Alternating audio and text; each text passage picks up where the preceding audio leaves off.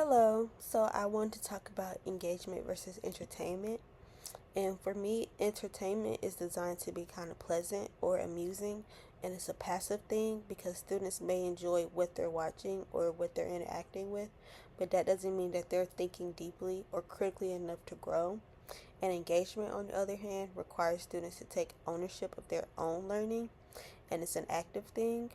And in our article that we just read, engage or entertain, entertainment is something that's done to students, while engagement is something done with them. And true engagement involves relevancy, it involves challenge, and it involves the learner's own creativities and their interests.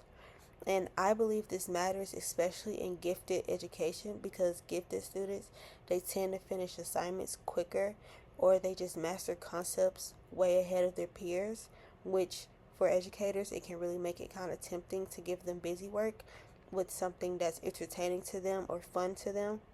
But if the experience lack any depth, it can lead to boredom, or they can underachieve. And in our teacher tech article that we read, it explains that engagement causes movement and discomfort. And while some students think harder, they question more and they are able to take more risk.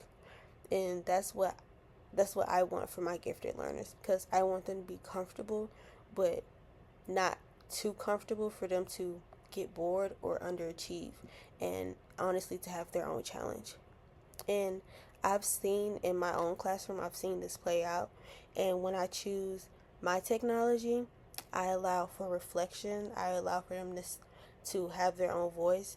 And I want it to kind of feel like a real world application. So we use Canva, we might use Flip, or some type of other like debate type of technology. And when we use those, when I implement those and adapt them into my lesson, I really see that my students are more engaged and they honestly light up. Not because they're just entertained, but because they know that they're invited to think for themselves. They're able to create something that matters to them and connect in a way that really does matter to them.